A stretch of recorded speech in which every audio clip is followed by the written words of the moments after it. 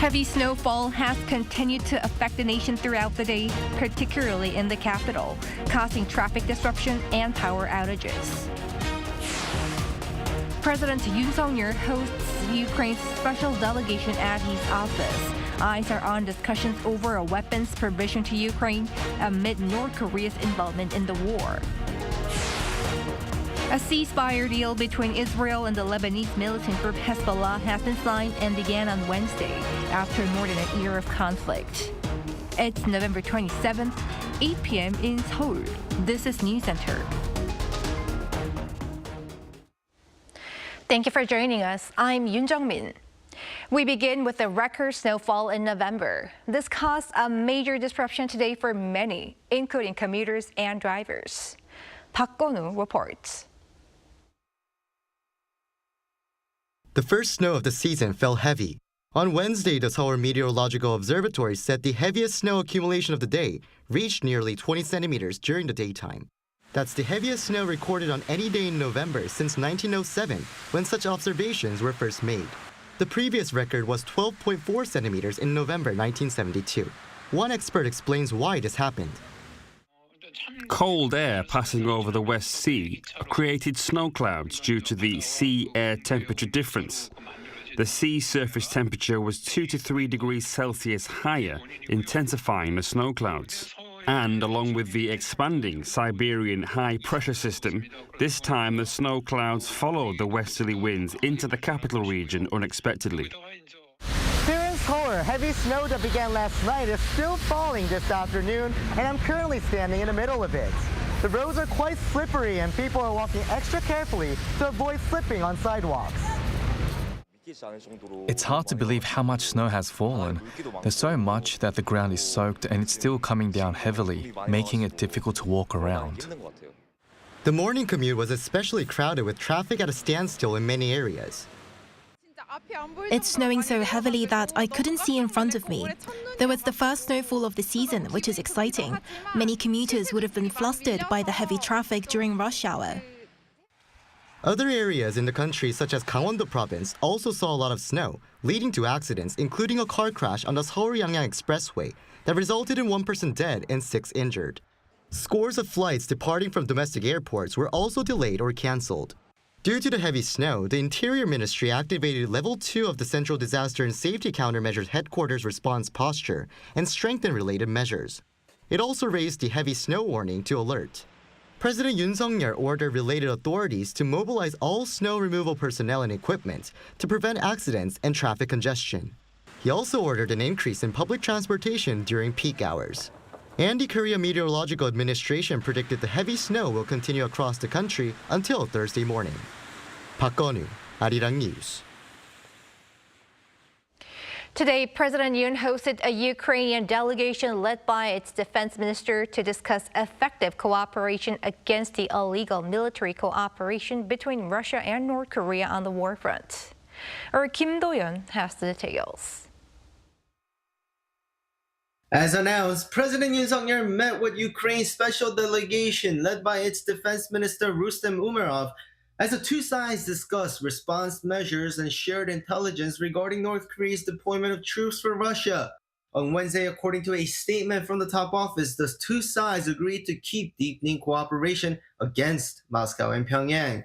The delegation also met with National Security Advisor Shin Won-sik and National Defense Minister Kim Yong-hyun.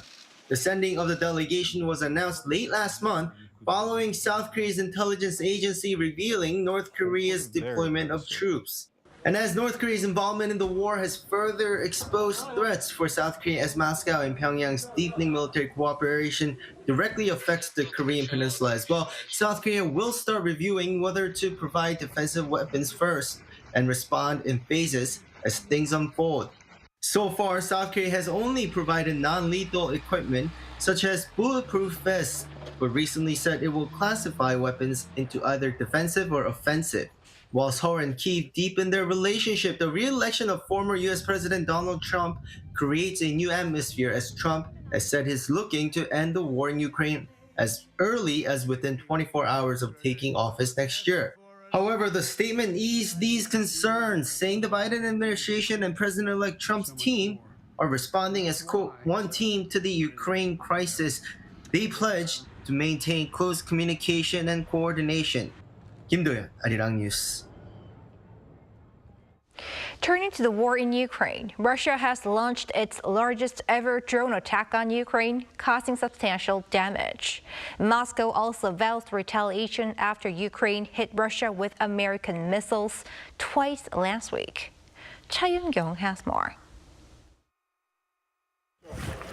Russia launched a massive drone attack on Ukraine overnight on Monday and Tuesday, causing damage to residential buildings and power outages in various areas, according to The Guardian.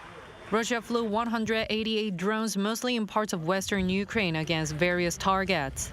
The Ukrainian Air Force said in a statement that there were hits to critical infrastructure facilities and private apartment buildings were damaged in several areas due to the attack. Russia's largest drone attack since its invasion of Ukraine led to power outages there.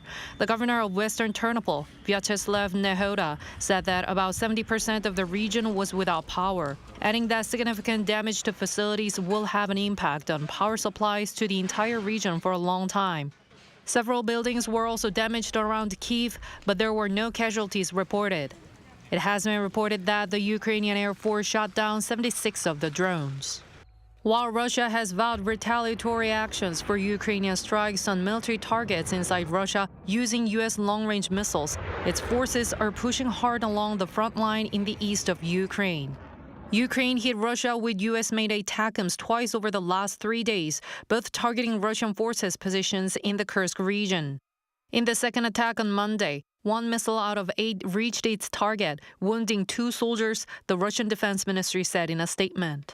In the meantime, an unnamed official from the U.S. Department of Defense officially confirmed to RFA's Korean service on Tuesday that casualties among North Korean troops occurred in the Kursk region of Russia last week following a Ukrainian attack using British Storm Shadow missiles.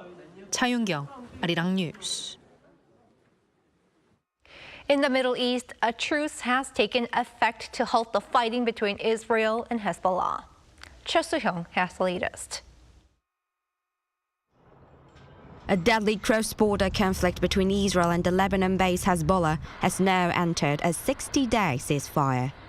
On Tuesday, U.S. President Joe Biden announced that a U.S. and France-led ceasefire initiative started at 4 a.m. on Wednesday. He also said this could lead to a permanent cessation of hostilities. I'm pleased to announce that their governments have accepted the United States proposal to end the devastating conflict between Israel and Hezbollah. Effective at 4 a.m. tomorrow local time, the fighting across the Lebanese-Israeli border will end. Israeli Prime Minister Benjamin Netanyahu announced a ceasefire on Tuesday evening, stating that the promised agreement had been fulfilled. I have said many times that a good agreement is an agreement that is enforced, and we will enforce it. The Iranian government, which has long opposed Israel and supported the Lebanese-based militant group Hezbollah with weapons and funds, said it was pleased to welcome the ceasefire between the two sides. South Korea has also welcomed and thanked the country's diplomatic efforts involved in ceasefire negotiations. Following the agreement, Israel will withdraw its troops from southern Lebanon during the ceasefire period. Lebanese forces will reclaim control of areas currently held by Hezbollah. Hezbollah will remove its fighters and weapons from an area south of Lebanon's Litani River, established as the boundary following the 2006 Israel-Hezbollah war. Netanyahu emphasized that if Hezbollah breaks the ceasefire deal, he will strike back right away. Experts said that Hezbollah would focus more on its internal issues for now. So, multinational forces are going to be observing and trying to prevent anything that would violate the ceasefire. Right now, I think, even though it's always difficult to predict, but I think it seems like Hezbollah will probably lay low and focus on domestic concern. Meanwhile, Israel carried out an intensive airstrike in Beirut before the agreement went into effect. AFP reported that the Israeli military issued an evacuation warning in Beirut and conducted around 20 attacks on the outskirts of Beirut, targeting Hezbollah military bases. The 60-day ceasefire temporarily pauses fighting, the locals say has killed nearly 4,000 people since it started. Choi Soo-hyung, Arirang News.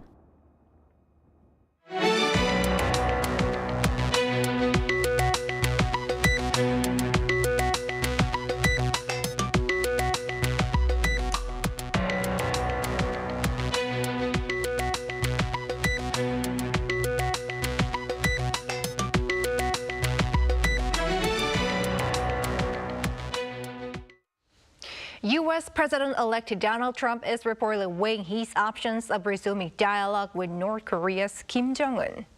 Lee Soo-jin explains the outlook.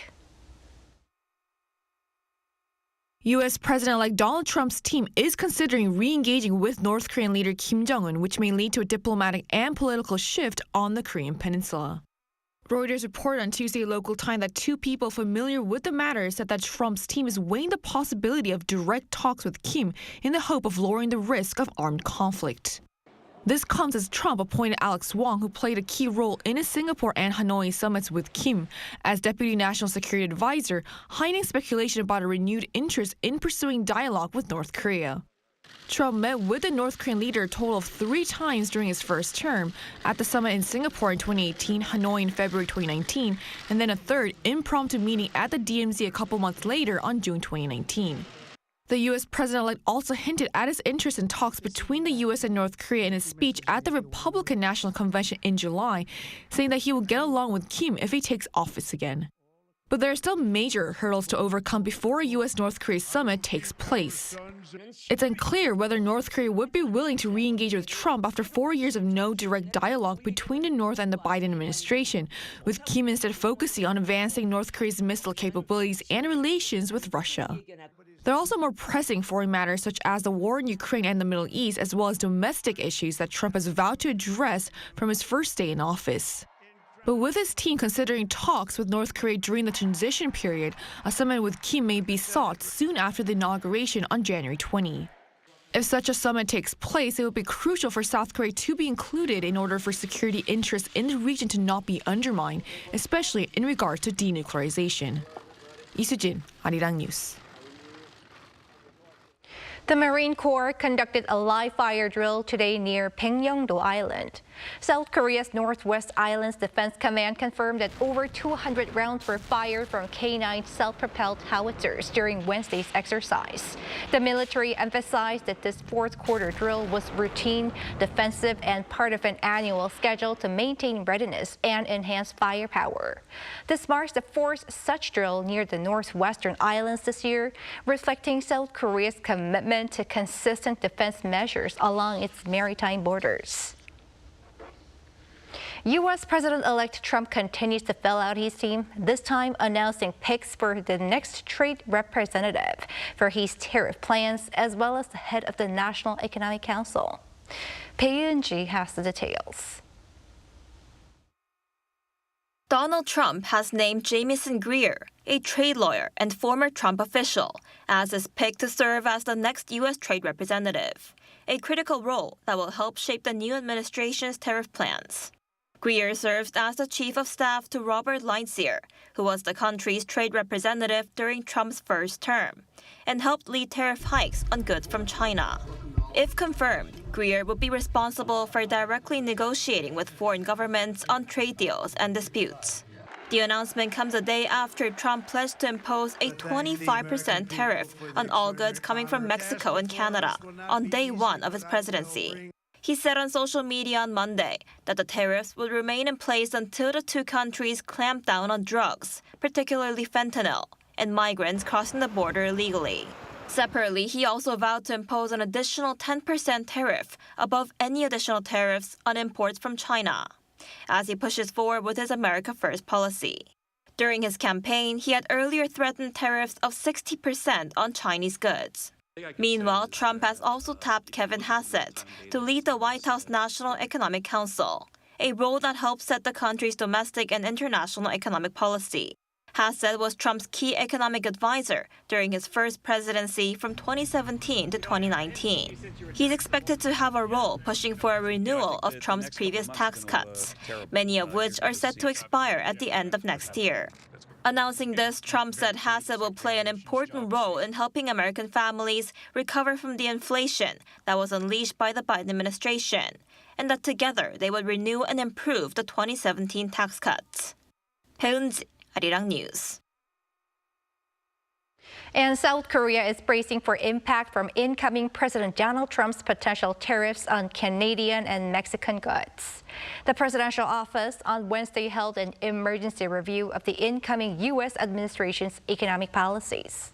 Chaired by Presidential Chief of Staff for Policy Song Tae-yoon, officials examined the potential impact on Korean businesses if the U.S. imposes a 25% tariff on Mexico and Canada and an additional 10% tariff on China. Song said such measures could affect Korean firms in these countries which export goods to the U.S., as well as companies that procure parts from Mexico and Canada for production in the U.S. While tariffs on China are likely to have a limited direct impact on Korean firms, if Chinese exports to the U.S. decrease, there may be an impact on Korea's intermediate goods exports to China. Song called on government ministries to prepare comprehensive scenario-based response strategies in advance. Findings for the third quarter show a rebound in the number of newborns, which rose 8% on year. The country could see an annual increase in the number of births for the first time in almost a decade if this trend continues. Moon Hye-ryun covers the latest findings. The number of births in South Korea saw a surprising rebound in the third quarter, surging at rates unseen in more than a decade. According to data released by Statistics Korea on Wednesday, the total number of births between July and September came to just over 61,000, surging by 8% compared to the same period last year. Such a year-on-year increase has not been recorded since the fourth quarter of 2012. This brings the total fertility rate, the average number of children a woman will have during her reproductive years, to 0.76, up 0.05 from the previous year. It comes as the total number of births in September this year tallied up to 20,590, which is more than 10% higher than the same month in 2023, marking the highest increase for the month of September since 2010. If this trend continues, the country could see an annual increase in the number of births for the first time in 9 years. On Tuesday, the Presidential Committee on Aging Society and Population Policy predicted that the annual total fertility rate will come to 0.74. The government attributed the incline to the continued rise in the number of marriages recorded, as figures showed a sharp uptick of nearly 19% in September and 24% in the third quarter compared to last year. A spokesperson from Statistics Korea also commented on the increase in the number of women in their 30s, as well as changing views on having children. There are more women in their early 30s, and as you can see, the number of births from mothers in their 30s showed a large increase. And in a recent survey, we were able to find that views on having children are changing in a positive way, as did a survey taken by the Presidential Committee on Aging Society and Population Policy.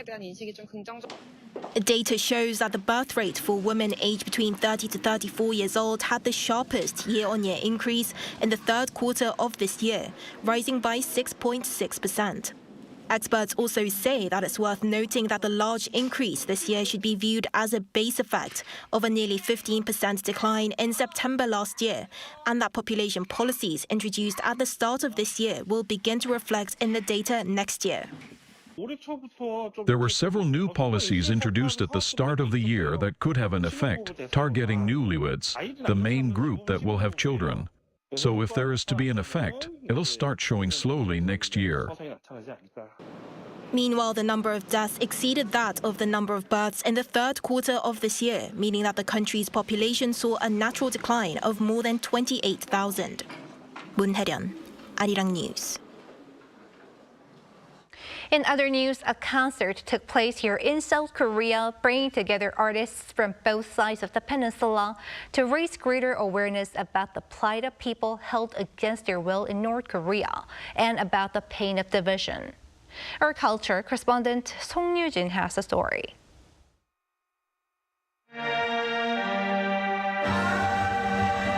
8 Korean artists, 3 from the South and 5 originally from the North, unite on stage for the 2024 Healing Concert with 3 Forget-Me-Not Blossoms.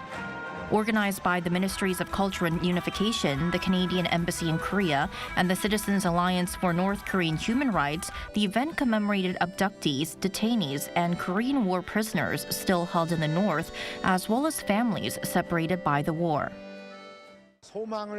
This concert symbolizes hope for the safe return of those in the North, for separated families to reunite, and for the day we see a unified Korea. culture connects us, even across borders, which is why our ministry took part in this event. Our ministry has been using the 3 forget-me-not blossom symbol, each blossom representing abductees, detainees and war prisoners, in campaigns to raise awareness. This concert adds a new dimension by involving artists, including North Korean defectors.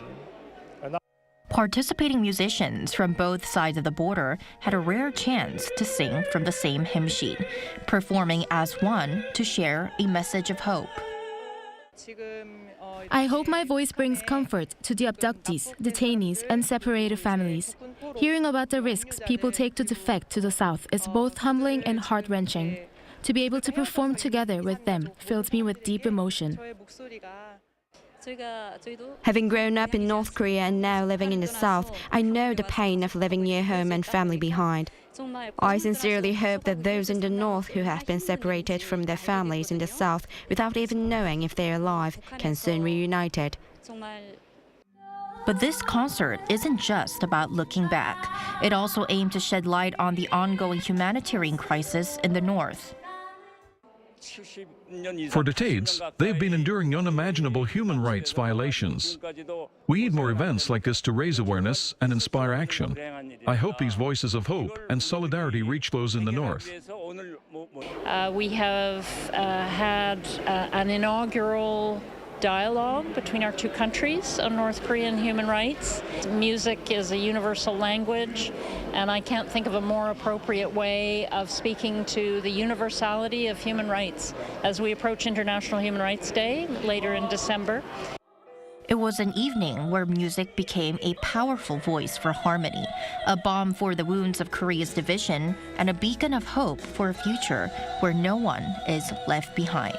송유진, 아리랑 뉴스.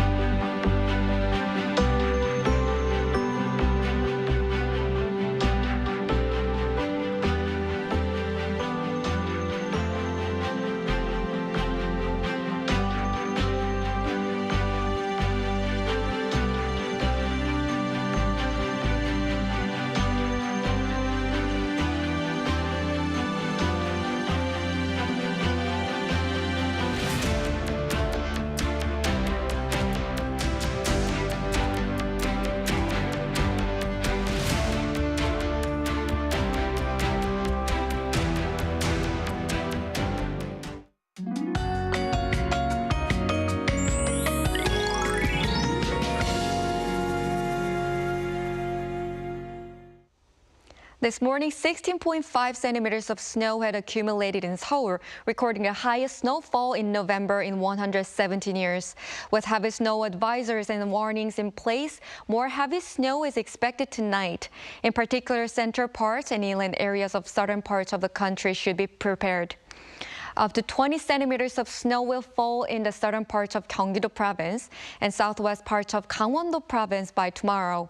As much as 10 centimeters of snow is also expected in the Seoul metropolitan area, northwestern parts of Gangwon-do province, 15 centimeters in Chungcheongbuk-do province, and eastern parts of Jeollabuk-do province. Under frigid conditions, the morning will start at below 0 degrees in some areas. Seoul -2 degrees Celsius, Chuncheon -3. Daily highs will move up to 4 degrees in Seoul, Gwangju and Gyeongju 10 degrees. Please dress extra warm as the temperatures will get colder by Friday. That's all for Korea. Here are the weather conditions around the world.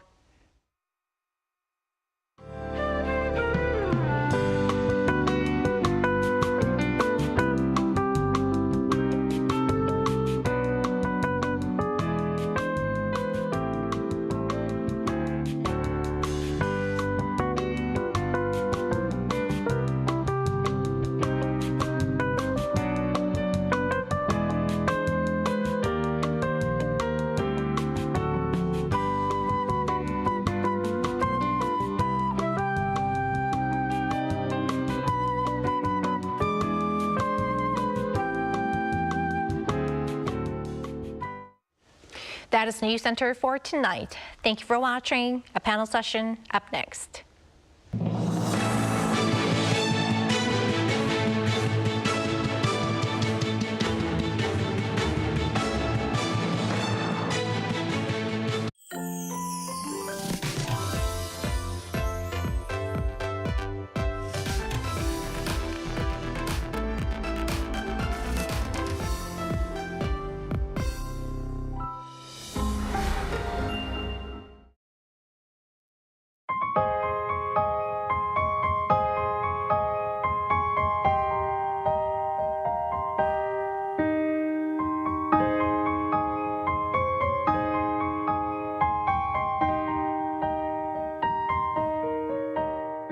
철이라는 게 정말 중요한 자원이에요. 광물에서 얻어서 힘들게 만들어진 철이라는 자원인데 그게 정말 너무 쉽게 쓰고 버려지죠. 쓰는지도 모르고. 빵 같은 거 포장되어 있는 빵끈 철사 같은 경우에는 정말 그 한 3초 손에 입고 이제 쓰레기통에 버려지잖아요. 그 안에 철이 들어있는 것도 이제 인지를 못하고.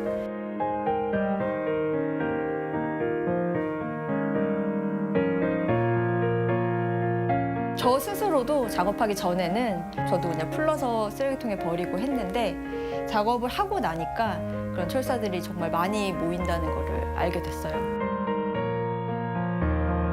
저는 이제 더 이상 일회용으로 한 번 쓰고 버리는 철사가 나오지 않아서 제발 철사를 돈을 주고 사서 작업을 할 수 있었으면 좋겠다는 생각도 하고 있습니다.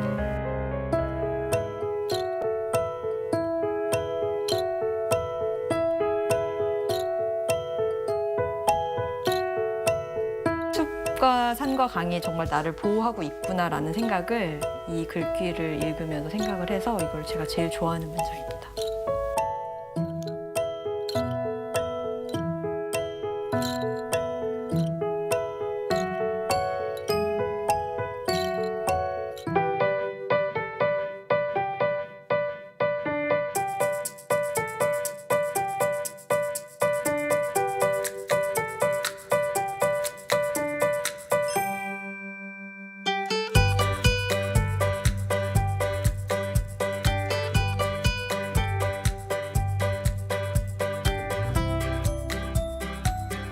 철사뿐만 아니라 내가 내 손에 들어오는 것들이 나한테 꼭 필요한 건지 이게 나한테 정말 유용한 건지 이런 생각을 좀 해보면 좋겠어요. 나는 버려지는 철사에 새 삶을 주는 그리너다.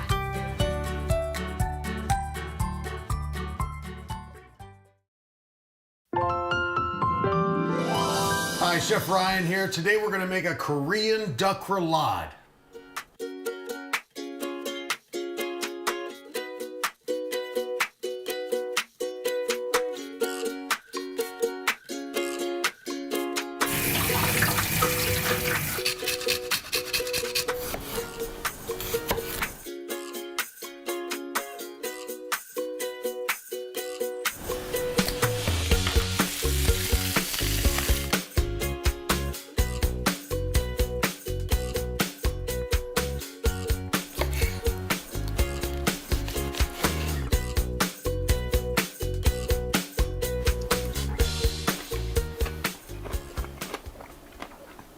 Wow.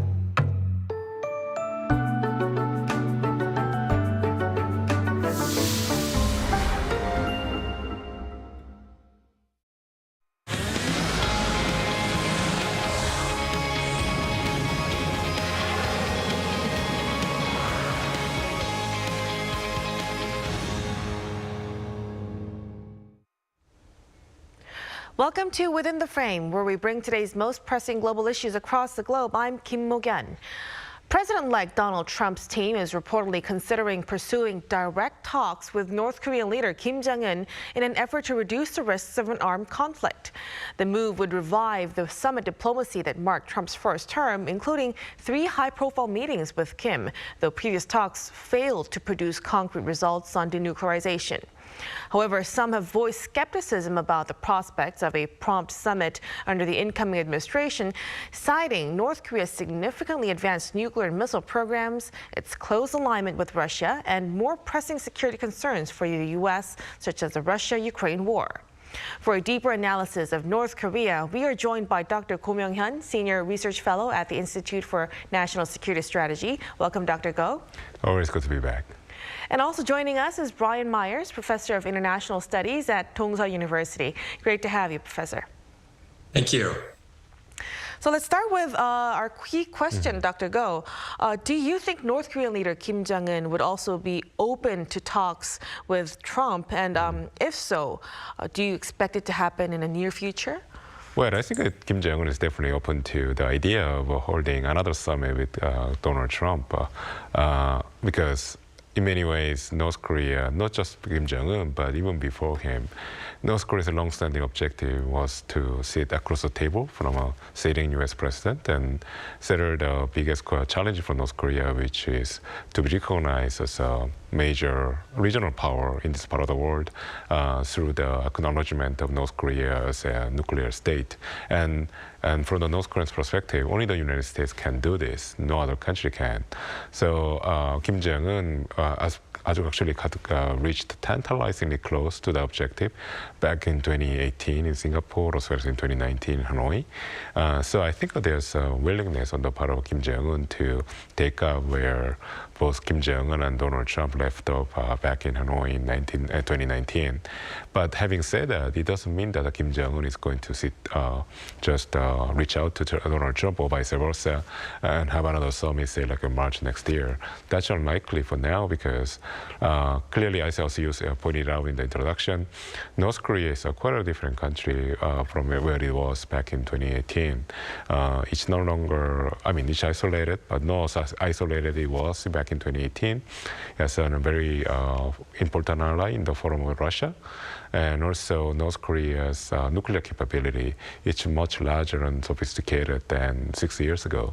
So in that sense, I think North Korean leader Kim Jong-un probably believes that he can negotiate with the United States from a position of strength.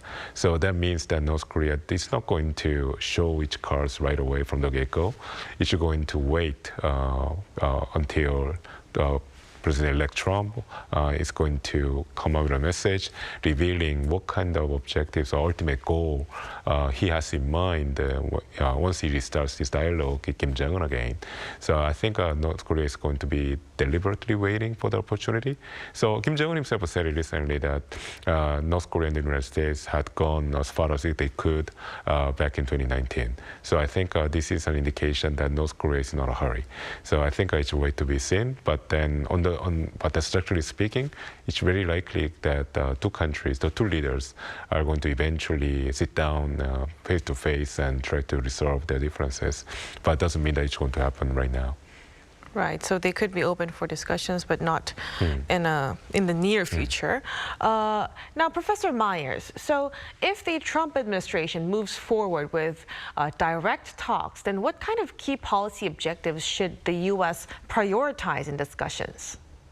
Well, everybody says that North Korea is never going to disarm, it's never going to denuclearize, and I think I agree with that, but that doesn't mean that Trump shouldn't at least aim for denuclearization, just as he did when he went to Hanoi 5 years ago. And that goal does not preclude the possibility of a small action-for-action deal, which would enable Trump to relax U.S. sanctions or provide other benefits to Pyongyang.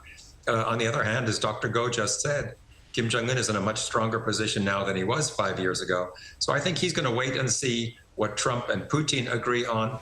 But even after some kind of agreement between Russia and the United States, I think Kim would be unlikely to offer Trump a better deal than he offered in Hanoi. I think if the two sides want an action-for-action deal, they'll have to make it complex and opaque enough for both Kim and Trump to save face. But it would be unrealistic for Trump to negotiate in the serious hope of getting Kim to make big concessions, because that's just not going to happen. I think even full verification of North Korea's current nuclear arsenal would be asking too much, because Kim is not going to allow foreign inspectors to roam all over the country. His dad didn't want to do that, and he's going to be even less willing to allow that to happen. So what could the U.S. ask for then?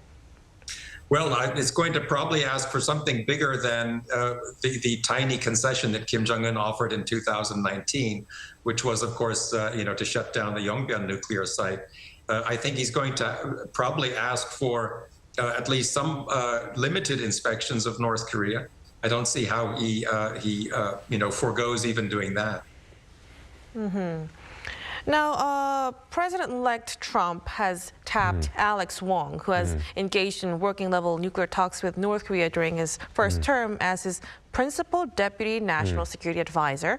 What could this signal for Trump's policies on North Korea going forward? Well, there are several moves that are contained in this appointment.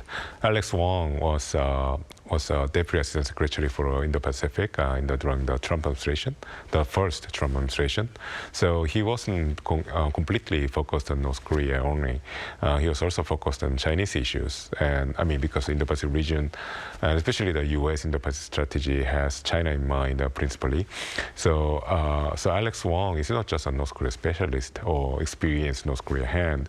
He's an Indo-Pacific expert or policymaker, looking at his background 4 years ago. So in that sense, I think his portfolio is going to not just include North Korea, but China. And China is a much bigger pressing concern for Donald Trump and for the United States in general. So in that sense, I think it's going to be very visible, obviously, but then at the same time, not just focus on North Korea. And also we have to take into consideration the job description of being a Deputy National Security Advisor. So he's not going to be in charge of a specific policy, even though he has a background in the Pacific strategy and North Korea. His position is essentially going to be an administrator, essentially a clearinghouse for many different issues that's going to come to the White House for the president to handle. So in that sense, I think he will be essentially administrating different parts of the U.S. government and the different parts of the national security establishment of the Trump administration. So in that sense, I think it's good to have somebody who's experienced in North Korea in a position like that, position of Deputy National Security Advisor, but doesn't mean that you should redesign as if President-elect Trump intends to restart the dialogue with North Korea right away. Right, but still he has some deep understanding of North Korea. Exactly. Right. Yeah. Now, meanwhile, Dr. Go, North Korea last week held a weapons exhibition showcasing its most recent Hwasong-19 ICBM. Pundits say that the missile could carry multiple warheads. How advanced is North Korea's missile technology up to this point, and how might this impact security dynamics? So to simply put, we know that North Koreans can now reliably launch their largest ballistic missiles quite well, but then we are not quite sure whether the payload that they carry, the warhead, can land on the target precisely and intact. So this is a big question. So we know it goes up, but we don't know how it goes down. So I think it's a conundrum that North Koreans also face. So in that sense, I think what we have seen is that North Koreans have been showcasing that their ballistic missile technology is getting better, but just mostly in terms of the payload. It's becoming larger, it's more powerful, it can therefore carry much larger warhead. So if North Korea wants to develop a multiple independently entering re-entry vehicle that can carry multiple warheads, as you said, that implies that the warhead is going to be very heavy. So in that sense, North Korea has demonstrated its technical capability to build a rocket that can carry multiple warheads. But whether these warheads can land on target with precision, that's a different question. So I think this is where the Russian assistance or potential Russian assistance comes in. So Russians definitely have the technology. They have the technology that allows these warheads to land on the target precisely. And I think this is technology that North Koreans are very much after. So this is the reason why the international community is very much concerned about the growing coordination and cooperation between Moscow and Pyongyang, and especially with the fact that North Koreans are now sending their own soldiers to the battleground in Ukraine, which is very deadly. So there's an increasing suspicion that the payoff or the reward for the North Koreans is probably this technology. So if that's the case, then we'll only know about it in a couple of years when North Korea can finally succeed in demonstrating that they do have a multiple warhead technology. Right, so let's touch upon Russia's potential assistance to North Korea as we speak in our discussion. But up to this point, Professor Myers, with the showcase, what kind of message do you think North Korea is trying to send by exhibiting this advanced weapons? Well, as always, I think it has various constituencies in mind. You know, first, the North Korean people, whose main source of pride in their country is the strength of its military. They expect constant displays of progress on that front. Second, of course, Kim wants to show the Americans that the sanctions are as ineffective as ever. He wants to show that he can continue developing advanced weapons even with limited resources.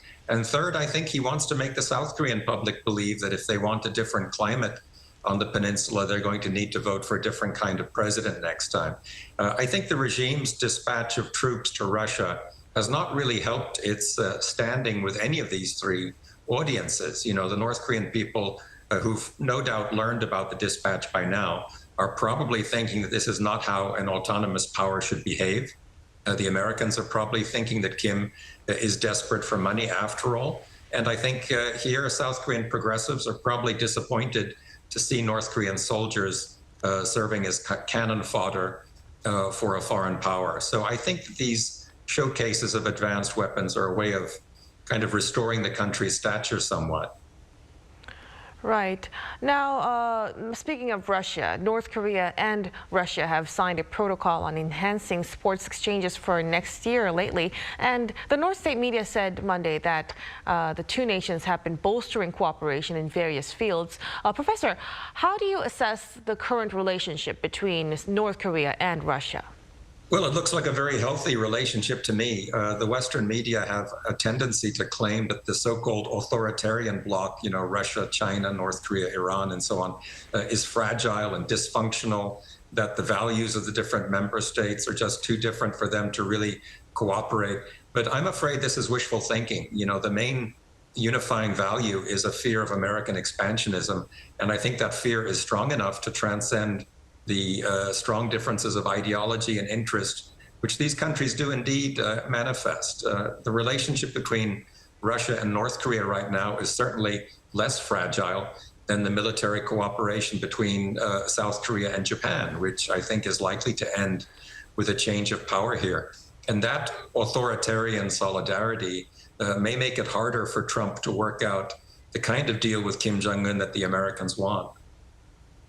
Right, so ties have been tightened in recent months. Now, according to BBC, citing the Open Source Center satellite imagery, Russia is estimated to have supplied North Korea with more than 1 million barrels of oil since March this year. Now, this is seen as a form of exchange for North Korea's supply of troops to the war. First, Dr. Go, out of all things, why oil?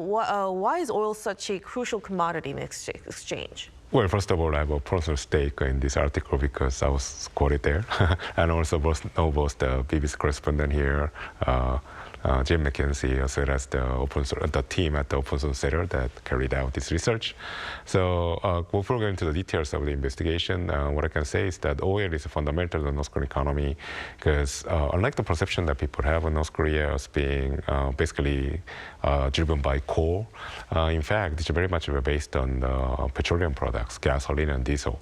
So like in any other economy that has to run its modern economic system, they have to secure secure, reliable source supply of petroleum products into the country. So in general, we assume that North Korea requires at the basic level at least 9 million barrels of oil per year. So but then the United Nations sanctions that are currently in place, in fact, limits North Korea's import of petroleum products, refined oil products such as diesel and gasoline, only to 500,000 barrels of oil per year. And plus, the North Koreans are getting up to 500,000 tons of crude oil from China for, we don't know whether it's free, but probably almost free. So that 500,000 tons of crude oil translates to around 4 million barrels of refined oil. So North Korea is right now running on half of what they can, what they need to run their modern economic system at the most basic level. So they have to procure the rest from elsewhere. So North Korea used to procure refined oil products in an illegal way through the criminal networks that operate, such a smuggling network that's based in the South China Sea or East China Sea. And that's the reason why the maritime security has become very important, because all this oil that North Koreans are getting are coming from the fake and also illicit oil tankers operating out of the East China Sea. So now, though, North Koreans are probably getting at least 1 million barrels of oil probably for free from the Russians now, also quid pro quo for the North Korea's military assistance to Russia. But on the other hand, I don't believe this is sufficient reward for the assistance that North Koreans are providing to the Russians. We know that the North Koreans sent at least 20,000 containers worth of munitions. So that's probably around 2 million shells. That's a lot of shells for Russia. Not just that, North Korea sent at least 60 ballistic missiles, KN-23, which is the latest and greatest that North Koreans have.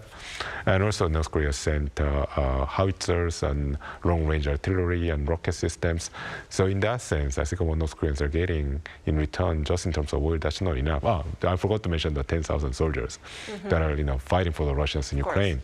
So the 1 million barrels of oil is probably just essentially a freebie that Vladimir Putin is probably throwing to the mix basket of gifts that the Russians are preparing or giving to the North Koreans right now.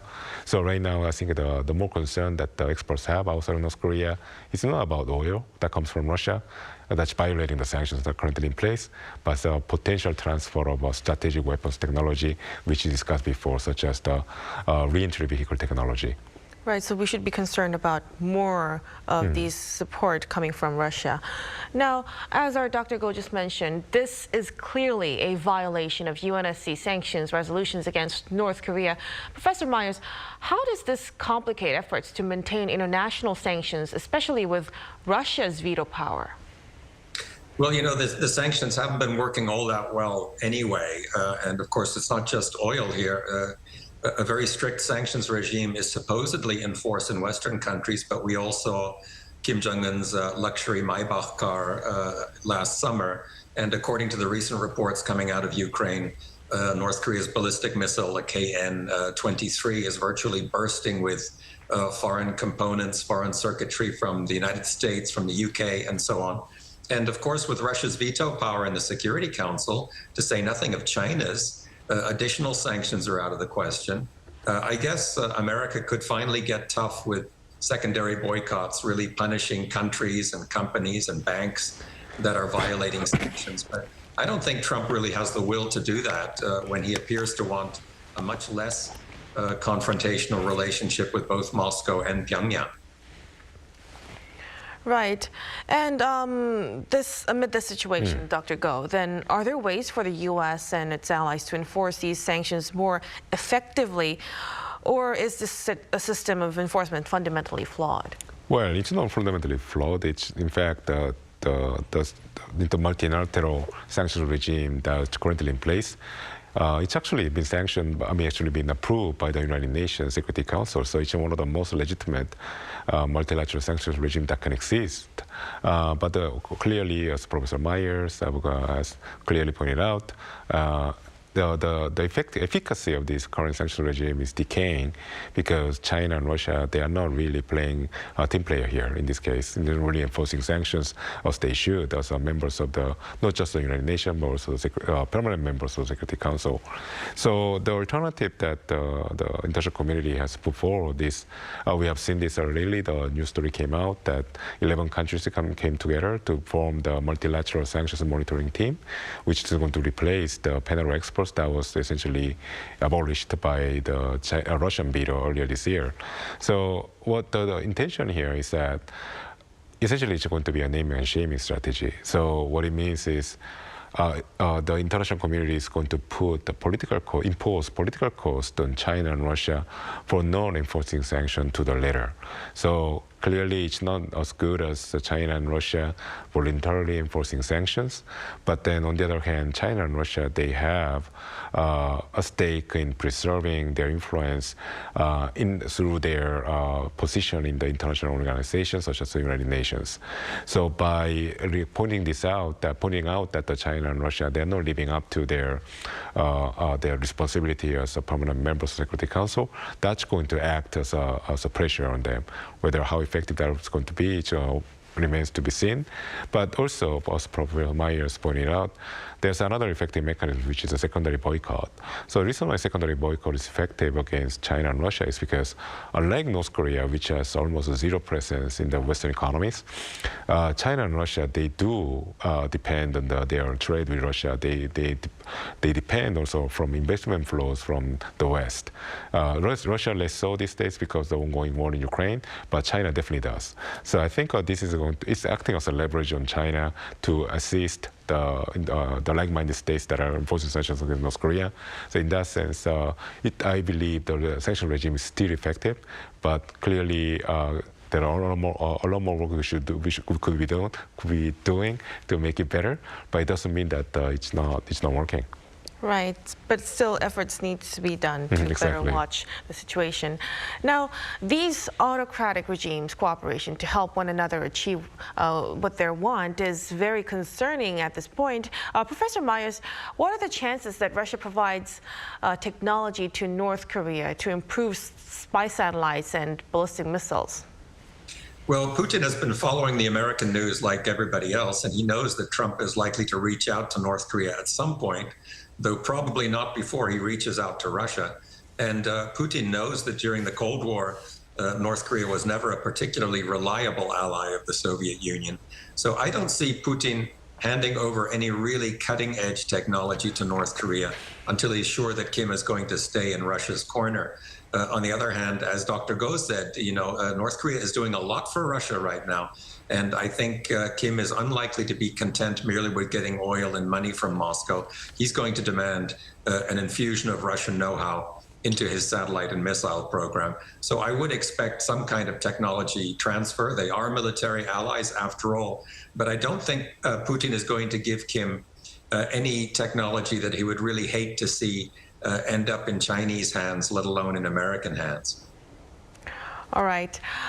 Professor Myers and Dr. Go, thank you so much for your insights tonight. We'll have to leave our discussion here. Hope to talk to you again soon. Always my pleasure. Thank you for joining us on Within the Frame. Be sure to tune in next time as we continue to explore the stories that matter. Until then, stay informed and engaged.